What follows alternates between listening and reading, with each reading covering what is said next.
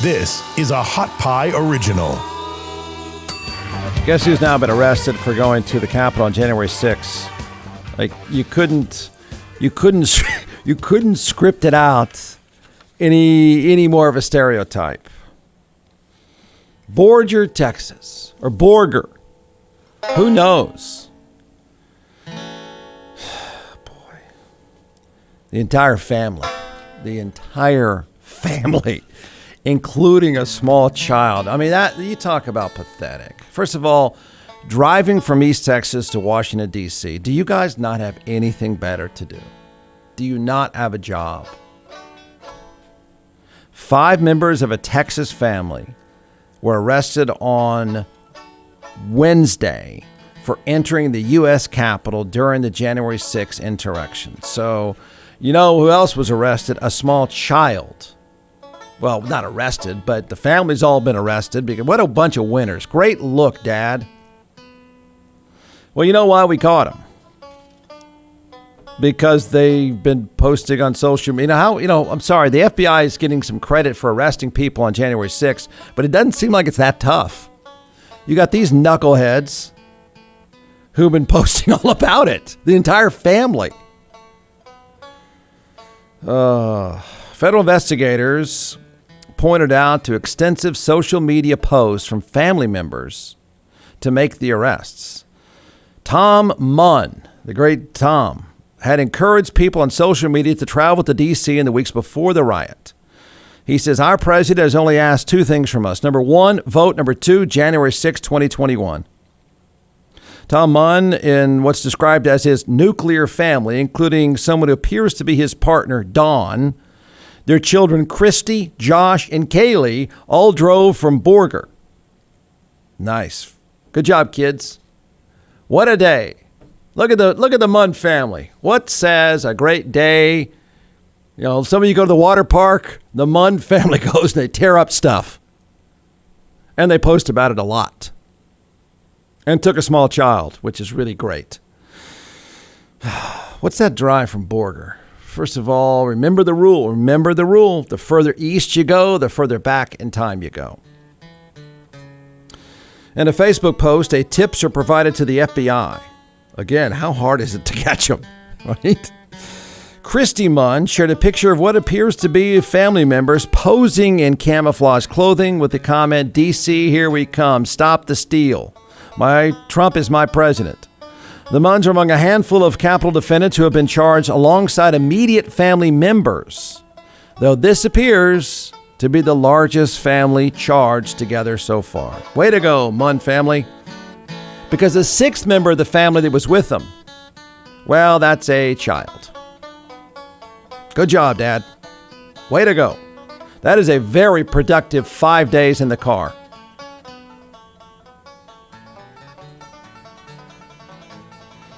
Tom Munn, that's Dad, loving father. I mean, they travel together. Patriots, Tom Munn wrote that patriots began chanting, they are stealing our country and press forward as they are carrying the wounded out through us. Good job, Dad. Antifa began marching through the middle of us toward the Capitol.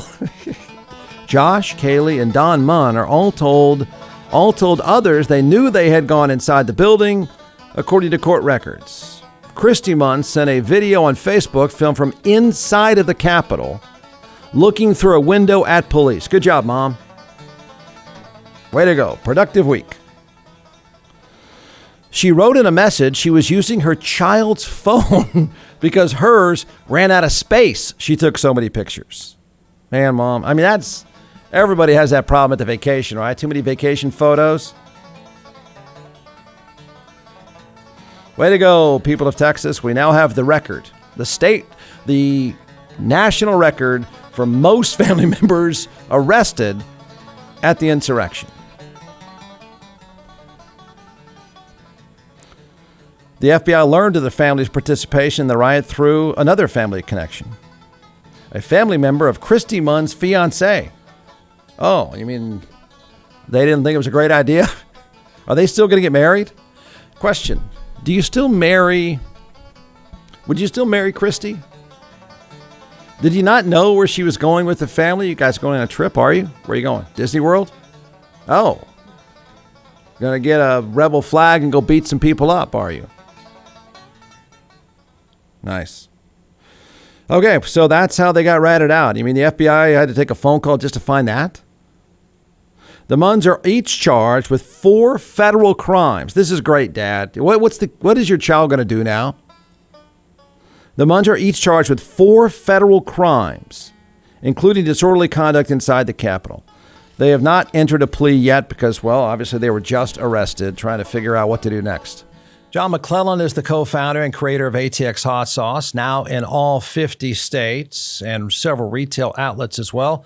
So what we're going to do today is we're going to let this social media rock star chef walk us through 4 different sauces, and then I'll taste, and we'll tell everyone why they should buy. You can give the science behind these, and then I'll make the simple recommendation. Go to atxhotsauce.com. All right, I don't think let's anybody's go. heard the website. Yeah, I know. By you, Jeff, I've never heard that. it is atxhotsauce.com. I'll say I got that one right. 345 times, atxhotsauce.com. So let's do it. I brought 4 flavors here, and we're going to test your palate today. Okay. And I only brought 4 because I didn't think you could handle 5 or 6. Yes, Probably a smart move. Yeah. And so the first one we're going to try here is called Beet Heat. And just like the name implies, it has beets in it. It's made with red Fresno peppers. Red Fresnos are red peppers that are they're hotter than a jalapeno and a little bit less than a serrano. So not super hot here, just a lot of really good flavor. So we're going to start with this one, and then we're going to move up the chain. Okay. I've had the beet heat, but okay. Yeah, we're going to try it though. It goes well with a cab. All right, Jeff's savoring beet. I'll heat. even do it with you, so that should be all right. Now remember, it is hot sauce. Yeah. Oh, it is. It's hot sauce. Trust me, man. Wait, It's hot sauce. is that one hot to you? No. A little. Yeah. The great thing with the fermentation process is you get a bunch of the flavor right up front. Yeah. And then the heat comes, but then it dissipates pretty quickly, especially with the red Fresnos. You know, this is not a very spicy one, but it is a very tasty one. Goes on great on sandwiches. Beet heat. Beet heat. B-E-E-T. Heat. All right. Go to atxhotsauce.com. That's right. If you want proof that getting votes matters more than business interests, there is no greater example than the Florida governor versus the cruise industry. This is unreal to me. Well, no. It doesn't make any sense on the front end. Look, I'm not going on a cruise. I don't care what you give me. I'm not having breakfast with you. I don't want to, and I don't know why you want to have breakfast with me. But, I mean, how do I say this politely? And I get that some people love it and that's your thing. But, I mean, cruises are kind of a petri dish anyway, right? I mean, a lot of times you end up all throwing up over the side of the boat anyway. So why would anyone want to go on there if there wasn't a vax mandate? I don't get it. This whole vax mandate, industry vax mandate fight is absurd. This one is really absurd. So this is reported today. Norwegian Cruise Lines has filed what the company calls a last resort lawsuit against the state of Florida. Look, I mean, this is not just the cruise industry versus Ohio. This is a huge industry in Florida. And I don't know that I don't blame them. Can any one of you right now blame them for saying it's in our best interest that we are able to tell the passengers and crew, all 5,000 people that have breakfast together, all 5,000 people that play shuffleboard and eat and play shuffleboard and eat more? Isn't it in their best interest to have a vax mandate? You wouldn't want to get on that boat without a vax mandate, correct? You either got to have no vaccination cruises or all vaccination cruises, correct? Right? So they want to operate their business the way they would like to operate their business. Seems perfectly reasonable. But if you want proof that getting votes matters more than big business, this is a perfect example of chasing votes, pandering to get votes matters more than big business. So the Norwegian Cruise Line is suing the state of Florida over Republican Governor Ron DeSantis' ban that bans businesses from requiring customers to be vaccinated. Okay, that bans businesses from requiring customers to be vaccinated. Companies face fines of $5,000 per violation for asking about vaccination status. This is a cruise line. I mean, so how far are you? Every moment of every day, you're what, like 2 feet away from each other, throwing up on each other, coughing on each other, sleeping next to each other in a lawn chair, dark socks and shuffleboard next to each other all day, every day. I mean, there's no better place to have a vaccine than on a cruise. And there's a law in the state of Florida because this is about getting votes. It's not about big business. It's not about making big business happy. It's not even about pissing big business off because they're pissed. So they filed a lawsuit. And I don't know that anyone could blame them. The lawsuit is quick to point out that vaccine requirements for cruises is not only supported by the company, but it's supported overwhelmingly by customers as well. Of course it is. Who wouldn't? Who wouldn't? I mean, outside of wearing like a hazmat suit, which I would wear anyway on one of those things. I mean, even if it wasn't COVID times and somehow you made me. By the way, I'm jumping off either way. I'm going overboard. I'm going to swim like crazy. I'm not going to stay there. But even during pre-COVID times, you would probably get on there with a hazmat suit. 47% of Florida's eligible population has been fully vaccinated. Now, I don't know what percentage of typical cruisers are from Florida. I know we end up in Florida, and that's where you get on the boat and you wave at each other, and then you go and vomit on each other for 6 days or whatever you do. Just eat until you can't eat anymore. Get drunk, throw up again. Repeat. But what an absurd legal fight. I mean, what an outrageous thing to do. You know, the thing about this is where politics enters this. Remember the days when Republicans were less government. There cannot be, well, there are.